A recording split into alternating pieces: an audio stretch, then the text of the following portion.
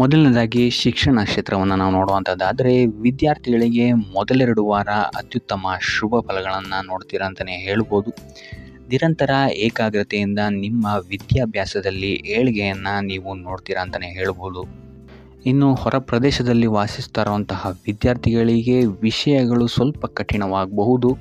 ಆದ್ದರಿಂದ ನಿಮ್ಮ ಗುರುಗಳ ಸಲಹೆ ಮತ್ತು ಸಹಕಾರವನ್ನು ಪಡೆಯುವಂಥದ್ದು ನಿಮಗಿಲ್ಲಿ ಸಹಾಯಕವಾಗಿದೆ ಅಂತಲೇ ಹೇಳ್ಬೋದು. ಇನ್ನು ನೀವೇನಾದರೂ ಸ್ಪರ್ಧಾತ್ಮಕ ಪರೀಕ್ಷೆಗಳಲ್ಲೇನಾದರೂ ನೀವು ಭಾಗಿಯಾಗ್ತಾ ಇದ್ದೀರಾ ಅಂತ ಹೇಳಿದ್ರೆ ಇಲ್ಲಿ ನೀವು ನಿರೀಕ್ಷಿಸಿದಂತಹ ಫಲಗಳು ನಿಮಗೆ ಈ ತಿಂಗಳು ಸಿಗುವಂತಹ ಸಾಧ್ಯತೆಯೂ ಸಹಿತ ಹೆಚ್ಚಾಗಿದೆ ಅಂತಲೇ ಹೇಳ್ಬೋದು. ಇನ್ನು ಉನ್ನತ ಶಿಕ್ಷಣ, ತಾಂತ್ರಿಕ ವಿಭಾಗ, ವೈದ್ಯಕೀಯ ವಿಭಾಗ ಅಥವಾ ಕಾನೂನು ವಿಭಾಗಗಳಲ್ಲಿ ವ್ಯಾಸಂಗ ಮಾಡ್ತಾ ಇರುವಂತಹ ವಿದ್ಯಾರ್ಥಿಗಳಿಗೆ ಈ ತಿಂಗಳು ಮಿಶ್ರ ಫಲ ಅಂತಲೇ ಹೇಳ್ಬೋದು. ಸೊ ಟೋಟಲ್ ಆಗಿ ನೋಡುವಂಥದ್ದಾದರೆ ಈ ತಿಂಗಳು ವಿದ್ಯಾರ್ಥಿಗಳಿಗೆ ಮಿಶ್ರ ಫಲ ಅಂತಲೇ ಹೇಳ್ಬೋದು. ಇನ್ನು ಕುಟುಂಬ ವಿಚಾರಕ್ಕೆ ಬರುವಂಥದ್ದಾದರೆ ಕುಟುಂಬ ವಿಚಾರದಲ್ಲಿ ಈ ತಿಂಗಳು ನಿಮಗೆ ಉತ್ತಮವಾದಂತಹ ಫಲಗಳಿದೆ ಅಂತಲೇ ಹೇಳ್ಬೋದು. ಸೊ ಶಾಂತಿ ಸಂತೋಷಗಳು ನಿಮ್ಮ ಮನೆಯಲ್ಲಿ ಈ ತಿಂಗಳು ನೆಲೆಸಿರುತ್ತೆ ಅಂತಲೇ ಹೇಳ್ಬೋದು.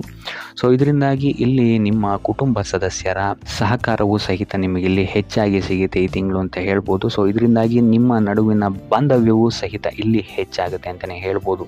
ಇಲ್ಲಿ ಕೆಲವೊಬ್ಬರಿಗೆ ಕೆಲಸದ ವಿಚಾರವಾಗಿ ಮನೆಯಿಂದ ದೂರ ಉಳಿಯಬೇಕಾದಂತಹ ಪರಿಸ್ಥಿತಿಗಳು ಸಹಿತ ಇಲ್ಲಿ ಬರಬಹುದು. ಆದರೆ ಇದಕ್ಕೆ ತಲೆ ಕೆಡಿಸ್ಕೊಳ್ಳುವಂತಹ ಅವಶ್ಯಕತೆ ಇಲ್ಲ. ಇಲ್ಲಿ ನಿಮಗೆ ಫ್ಯೂಚರ್ಗೆ ಇದು ಉತ್ತಮವಾಗಿರುತ್ತೆ ಅಂತಲೇ ಹೇಳ್ಬೋದು. ಇನ್ನು ಇದುವರೆಗೂ ಏನಾದರೂ ನಿಮ್ಮ ಕೌಟುಂಬಿಕ ವಿಚಾರದಲ್ಲಿ ವಾದ ವಿವಾದಗಳೇನಾದರೂ ಇದ್ದರೂ ಸಹಿತ ಇಲ್ಲಿ ನಿಮಗೆ ಹಂತ ಹಂತವಾಗಿ ಈ ತಿಂಗಳು ಇದು ಬಗೆಹರಿಯುತ್ತೆ ಅಂತಲೇ ಹೇಳ್ಬೋದು. ಸೊ ಆದಷ್ಟು ಈ ತಿಂಗಳು ನಿಮ್ಮ ಹಿತಶತ್ರುಗಳಿಂದ ಆದಷ್ಟು ದೂರ ಇರುವಂಥದ್ದು ಉತ್ತಮವಾಗಿರುತ್ತೆ. ಇಲ್ಲ ಅಂತ ಹೇಳಿದ್ರೆ ನಿಮ್ಮ ಪ್ರೀತಿಯ ಸಂಬಂಧಕ್ಕೆ ಇಲ್ಲಿ ಏನಾದರೂ ತಪ್ಪು ತಿಳುವಳಿಕೆ ಆಗುವಂತಹ ಪ್ರಸಂಗಗಳನ್ನು ಇವರು ನಿರ್ಮಿಸ್ಬೋದು ಅಂತಲೇ ಹೇಳ್ಬೋದು. ಸೊ ಆದ್ದರಿಂದ ಎಚ್ಚರಿಕೆ ವಹಿಸುವಂಥದ್ದು ಉತ್ತಮವಾಗಿರುತ್ತೆ.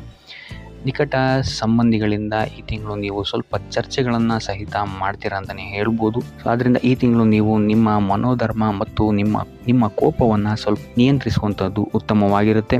ಇದಲ್ಲದೆ ನಿಮ್ಮ ನೆರೆಹೊರೆಯವರ ಜೊತೆ ವಾದ ವಿವಾದಗಳಾಗುವಂತಹ ಸಾಧ್ಯತೆಯೂ ಸಹಿತ ಹೆಚ್ಚಾಗಿರೋದ್ರಿಂದಾಗಿ ಇಲ್ಲಿ ನೀವು ತಾಳ್ಮೆಯನ್ನು ಅನುಸರಿಸುವಂಥದ್ದು ಉತ್ತಮವಾಗಿರುತ್ತೆ ಅಂತಲೇ ಹೇಳ್ಬೋದು. ಇನ್ನು ಆರೋಗ್ಯ ವಿಚಾರಕ್ಕೆ ಬರುವಂಥದ್ದಾದರೆ ಆರೋಗ್ಯ ವಿಚಾರದಲ್ಲಿ ಈ ತಿಂಗಳು ನಿಮಗೆ ಸಾಮಾನ್ಯವಾಗಿದೆ ಅಂತಲೇ ಹೇಳ್ಬೋದು. ವಯೋವೃದ್ಧರಿಗೆ ಹಳೆಯ ನೋವುಗಳು ಇಲ್ಲಿ ಸ್ವಲ್ಪ ಕಾಡುತ್ತೆ ಅಂತಲೇ ಹೇಳ್ಬೋದು. ಕೀಲು ನೋವಾಗಿರ್ಬೋದು ಅಥವಾ ರಕ್ತದೊತ್ತಡದಂತಹ ಸಮಸ್ಯೆಗಳು ನಿಮಗಿಲ್ಲಿ ಸ್ವಲ್ಪ ಬಾಧಿಸಬಹುದು.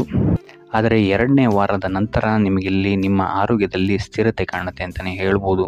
ಸೊ ಆದ್ದರಿಂದ ಯಾವುದೇ ರೀತಿಯಾದಂತಹ ಆರೋಗ್ಯ ಸಮಸ್ಯೆಗಳನ್ನು ವಯೋವೃದ್ಧರು ನಿರ್ಲಕ್ಷಿಸೋಕ್ಕೆ ಹೋಗಬೇಡಿ. ಆದಷ್ಟು ವೈದ್ಯಕೀಯ ಸಲಹೆ ಸಹಕಾರವನ್ನು ಪಡೆಯುವಂಥದ್ದು ಉತ್ತಮವಾಗಿರುತ್ತೆ. ಇನ್ನು ತಿಂಗಳ ಕೊನೆಯ ವಾರ ನಿಮಗಿಲ್ಲಿ ಶೀತ, ಜ್ವರ, ಕೆಮ್ಮುಗಳಂತಹ ಸಮಸ್ಯೆಗಳು ಸ್ವಲ್ಪ ಬಾಧಿಸಬಹುದು. ಯಾವುದೇ ರೀತಿಯಾದಂತಹ ಅಸಡ್ಡೆಯನ್ನು ಇಲ್ಲಿ ತೋರದಿರುವಂಥದ್ದು ಉತ್ತಮವಾಗಿರುತ್ತೆ. ಸೊ ಆದಷ್ಟು ಈ ತಿಂಗಳು ನೀವು ಯೋಗ, ಧ್ಯಾನವನ್ನು ಮಾಡುವಂಥದ್ದು ನಿಮಗಿಲ್ಲಿ ಸಹಕಾರಿಯಾಗಿರುತ್ತೆ ನಿಮ್ಮ ಆರೋಗ್ಯದ ದೃಷ್ಟಿಕೋನದಿಂದ ಅಂತ ಹೇಳ್ಬೋದು. ಇನ್ನು ವೃತ್ತಿ ಜೀವನವನ್ನು ನಾವು ನೋಡುವಂಥದ್ದಾದರೆ ವೃತ್ತಿ ಜೀವನದಲ್ಲಿ ನೀವು ಇತರರ ಮಾತುಗಳನ್ನು ಕೇಳಿ ಇಲ್ಲಿ ನೀವು ಸ್ವಲ್ಪ ತೊಂದರೆಗಳಿಗೆ ಒಳಗಾಗ್ಬೋದು ಅಂತಲೇ ಹೇಳ್ಬೋದು. ಸೊ ಆದ್ದರಿಂದ ವೃತ್ತಿ ಜೀವನದಲ್ಲಿ ಯಾರ ಮಾತನ್ನು ಕೇಳದೆ ನಿಮ್ಮ ಮನಸ್ಥಿತಿಗೆ ಹೇಗೆ ಬರುತ್ತೆ ಹಾಗೆ ಹೋಗುವಂಥದ್ದು ಉತ್ತಮವಾಗಿರುತ್ತೆ. ಇದರಿಂದಾಗಿ ನಿಮಗಿಲ್ಲಿ ಯಶಸ್ಸು ಸಿಗುತ್ತೆ ಅಂತಲೇ ಹೇಳ್ಬೋದು. ಇನ್ನು 2ನೇ ವಾರದ ನಂತರ ನಿಮಗಿಲ್ಲಿ ನಿಮ್ಮ ಕಾರ್ಯಗಳು ಸುಗಮವಾಗಿ ನಡೆಯುತ್ತೆ ಅಂತಲೇ ಹೇಳ್ಬೋದು. ಸೊ ಇದರಿಂದಾಗಿ ಇಲ್ಲಿ ನಿಮಗೆ ಅಗತ್ಯವಿರುವಂತಹ ವ್ಯಕ್ತಿಗಳ ಸಲಹೆ ಮತ್ತು ಸಹಕಾರವೂ ಸಹಿತ ಇಲ್ಲಿ ನಿಮಗೆ ಸಿಗುತ್ತೆ ಅಂತಲೇ ಹೇಳ್ಬೋದು. ಇನ್ನು ನೀವು ನಿಮ್ಮ ಇಷ್ಟಪಟ್ಟವರಿಗೆ ಸಹಾಯ ಮಾಡಲು ಹೋಗಿ ಇಲ್ಲಿ ನಿಮ್ಮ ಸಮಯ ಮತ್ತು ಹಣವನ್ನು ಸಹಿತ ಖರ್ಚು ಮಾಡ್ಕೊಳ್ತೀರಾ ಅಂತಲೇ ಹೇಳ್ಬೋದು. ಸೊ ಇದೊಂದು ವಿಚಾರದಲ್ಲಿ ಸ್ವಲ್ಪ ಎಚ್ಚರಿಕೆ ವಹಿಸುವಂಥದ್ದು ಉತ್ತಮವಾಗಿರುತ್ತೆ. ಇನ್ನು ನೀವೇನಾದ್ರು ಉದ್ಯೋಗ ಹುಡುಕ್ತಾ ಇದ್ದೀರಾ ಅಂತ ಹೇಳಿದ್ರೆ ಈ ತಿಂಗಳು ನಿಮಗೆ ಮಿಶ್ರ ಫಲ ಅಂತಲೇ ಹೇಳ್ಬೋದು. ಸೊ ಆದ್ದರಿಂದ ನಿಮ್ಮ ಪ್ರಯತ್ನವನ್ನು ನೀವು ಇಲ್ಲಿ ಸತತವಾಗಿ ಬಿಡದೆ ಮಾಡುವಂಥದ್ದು ಉತ್ತಮವಾಗಿರುತ್ತೆ.